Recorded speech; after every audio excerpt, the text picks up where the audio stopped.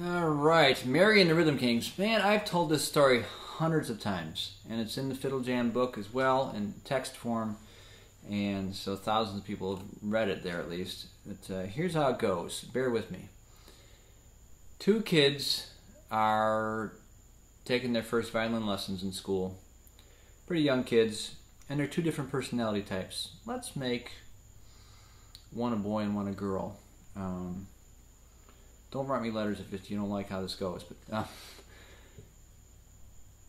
the first one, let's make it a girl, is very prim and proper. Her mom has taught her well to be very polite. She tries hard to do her best.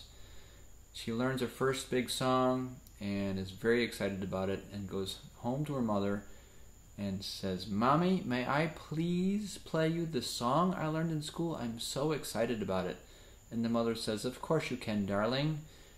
The daughter then proceeds to get her violin out, and just like her teacher says, tightens her bow properly, puts on her shoulder rest just like she said, holds it perfectly, make sure her technique is good, make sure everything's all right. She plays this. Takes a deep breath and goes,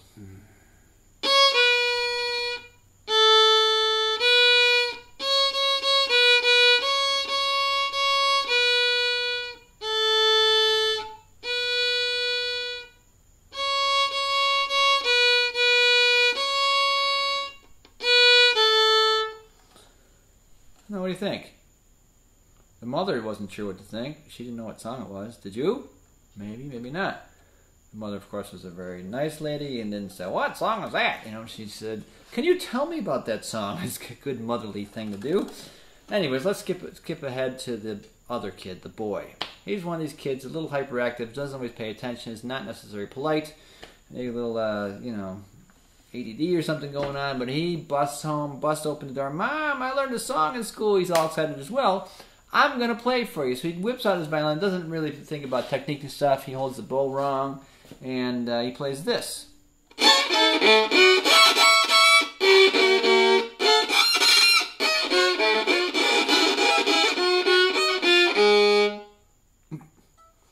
Now, what song was that?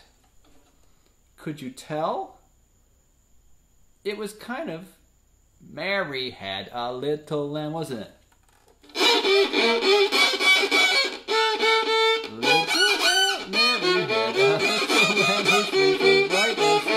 Right? Now that boy was doing almost everything wrong. He was holding the bow wrong, he had bad technique, he had poor sound, he had obviously all the wrong notes, but he had one thing that was absolutely correct: the rhythm. And somehow, through all that mess, you could still tell what song it was.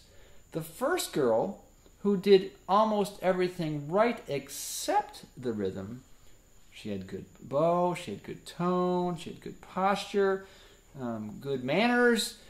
You could barely tell what song it was. Run it back and check it again if you're not sure. I have yet to meet a person who didn't agree with me on this. Somehow, in the human experience, rhythm reigns king over melody and pitch, even. So somehow rhythm is where the important stuff is for us. Rhythm is where the magic in music is. I don't have a clue. Nobody I've ever met has a clue even what a beat really is. Now, beat is some kind of pulse. This is another wit and wisdom thing from the book. A beat has a pulse of some sort. When I do clinics in schools, I ask people all the time, "Okay, what's a beat?"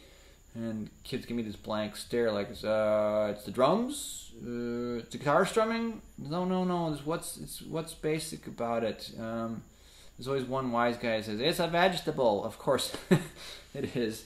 But we say it's some kind of pulse, at least. We kind of work this out together, okay? And that's cool. And then I said, it's not a very good definition, though. It's a pulse. Okay, if it's a pulse, where is the pulse? Is it in you? And they go, "Oh, yes, it's in you. Of course it's in you. You feel it." I said, "Well, how do I get to tap my foot along when you play, then, if it's in you?" And, they're all kind of stumped. So it's outside of you, too. And they go, "Yeah, I guess it is." And they're really looking to me for the answer. And I keep drilling the kids in the clinic, and asking them more questions. Okay, so it's in me, but it's also in you. Is it in the sound? And they said, oh, it must be in the sound. So then I play something that has rest in it, and you can still kind of feel the beat. So I'll do something on the fiddle.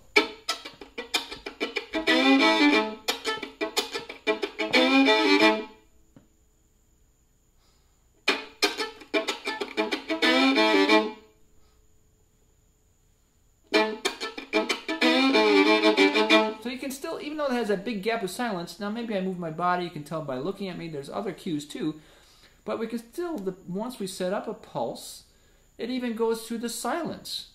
So it's not even dependent on sound. So after we go a good long ways and ask a lot of questions, do a lot of investigative work as a group, I go, you know what, I'll tell you the secret.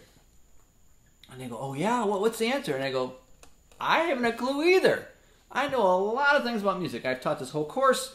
I, play fancy gypsy jazz and jazz fusion and know all the theory, and I've written for symphonies and played as a soloist in front of symphonies now, and played at the Newport Jazz Fest. I know a lot of stuff about music, and I don't have a clue what the most basic thing about music even is: the beat.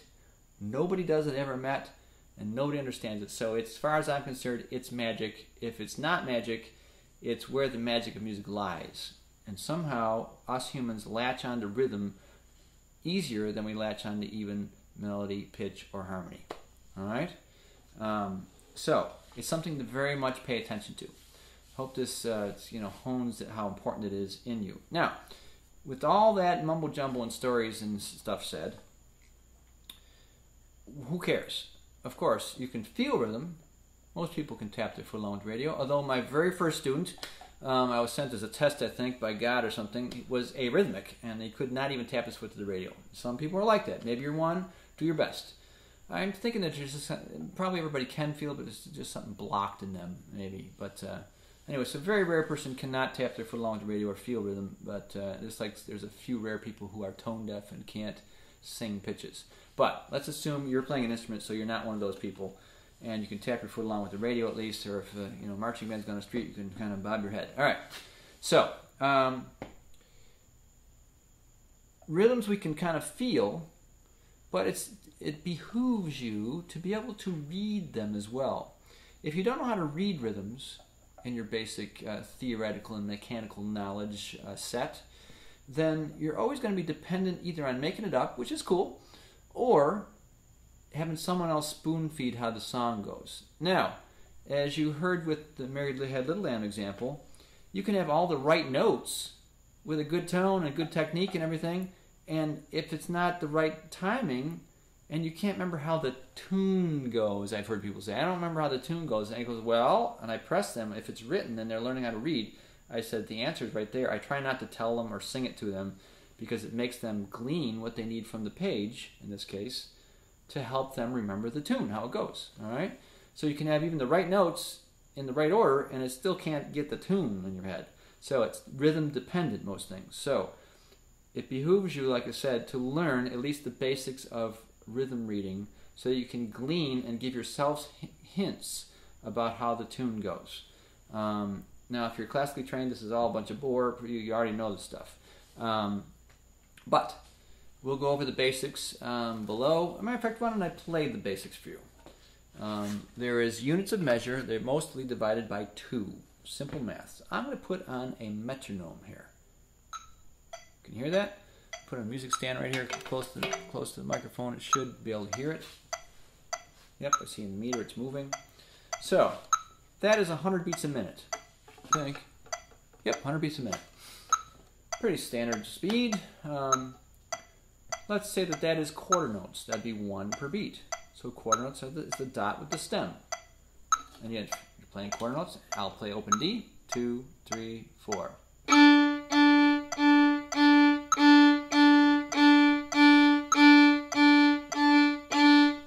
Pretty simple, right? 1 per beat. This is quarter notes. I played quarter notes. They match perfectly.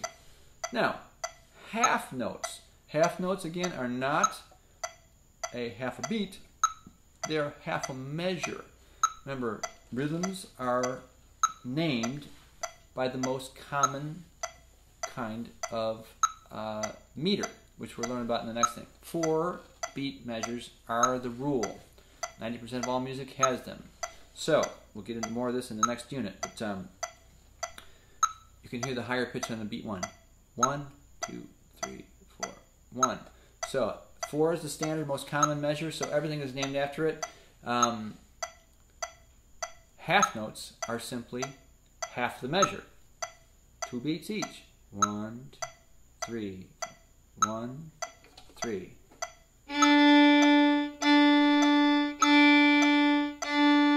Hear the difference? Twice as long. Quarter notes. Half notes.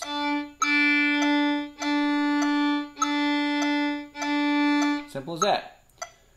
A whole note will fill the whole measure. Not a whole beat, the whole measure. Things are by measures. And the most common kind of measure is a 4-beat measure, so a whole note gets 4 beats.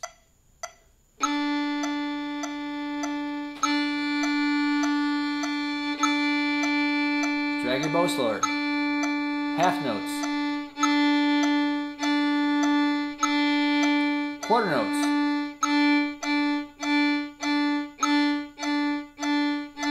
Get how it works? They're just relative to each other and to the beat, whatever that is.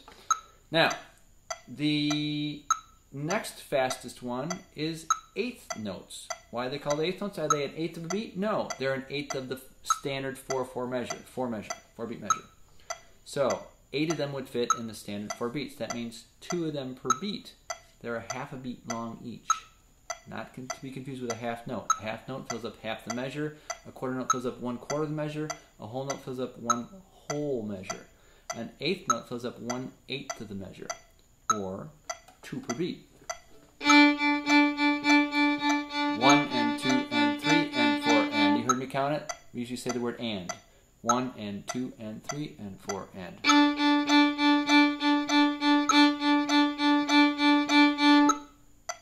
Let's go one more. 16th notes.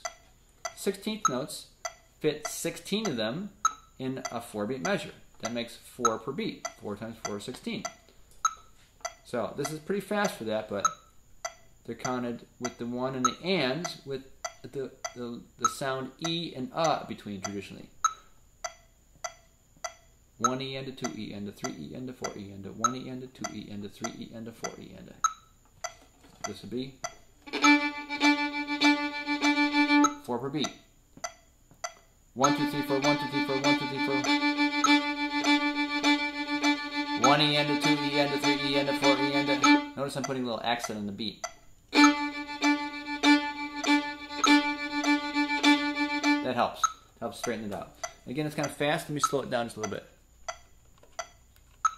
Let's see here. Oops, I'm speeding it up. There we go. Here's 60 beats a minute, 1 per second. 1 E and a 2 E and a 3 E and a 4 E and a. That's 16th notes. Here's 8th notes, 2 per beat. Quarter notes are standard, our unit, 1 per beat. Half notes, half the measure, 2 beats.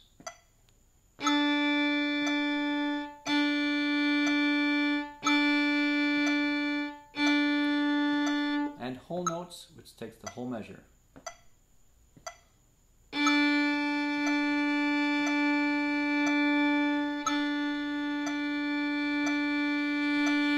Get the idea? Pretty easy stuff.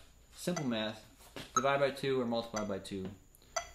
There are infinite number of rhythms you could have. Whole note is the slowest, I guess.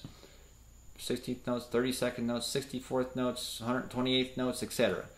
And each one gets a little more complicated to look at. So usually 16th notes is the farthest you'll need to know, and usually not even that. In fiddle music, it's usually written in 8th notes, if anything.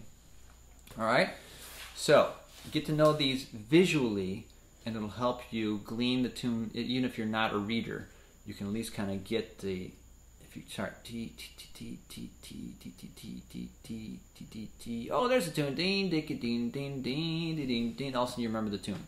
Just like our original Mary Had a Little Lamb thing, without the rhythm, you couldn't even tell what song it was. All right. So, we will go on to the next lesson.